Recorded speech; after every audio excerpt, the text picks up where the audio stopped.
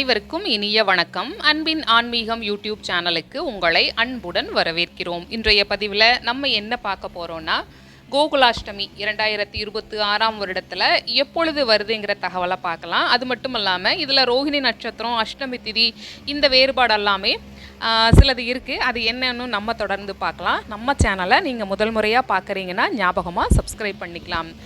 பகவான் மகாவிஷ்ணுவோட அவதாரங்கள் 10ங்கிறது எல்லாத்துக்கும் தெரியும். அந்த தசாவதாரங்களில் எல்லாரோட உள்ளம் கவர்ந்த அவதாரம்னு சொன்னால் அது கிருஷ்ண அவதாரம்னு சொல்லலாம்.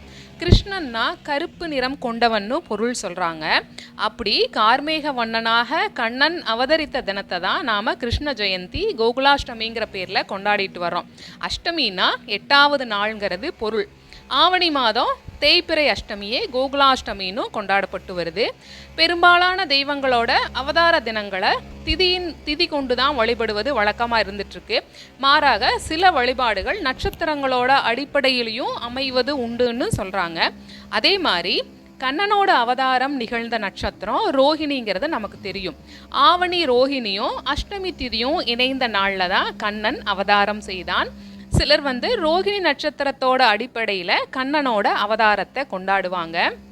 பெரும்பாலும் ரோகிணி நட்சத்திரமும் அஷ்டமி திதியும் இந்த 2 தினங்களுமே அடுத்தடுத்த நாட்களில் வர்றது வழக்கம்.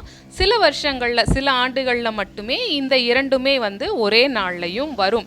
அதனால் முன்ன பின்ன கொண்டாடலாம். நம்ம அஷ்டமி திதியில் வரக்கூடிய கோகுலாஷ்டமி எப்பொழுதுங்கிற தகவலை தான் நம்ம இப்போ பார்த்துட்ருக்கோம். இப்போ 2026 வருடத்தில் எப்பொழுது வருது கோகுலாஷ்டமின்னு பார்த்தோன்னா, செப்டம்பர் மாதம் 4ஆம் தேதி.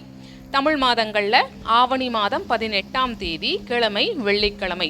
செப்டம்பர் மாதம் 4ஆம் தேதி ஆவணி மாதம் 18ஆம் தேதி வெள்ளிக்கிழமை அன்று கோகுலாஷ்டமி வருது.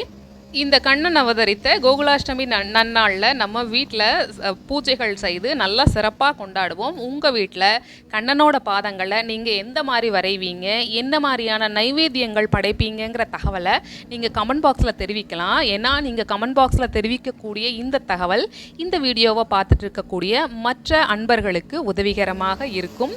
இப்பதிவு உங்களுக்கு பயனுள்ளதாக இருந்திருக்கும். ஞாபகமாக லைக் பண்ணி சப்ஸ்கிரைப் பண்ணி ஷேர் பண்ணுங்க.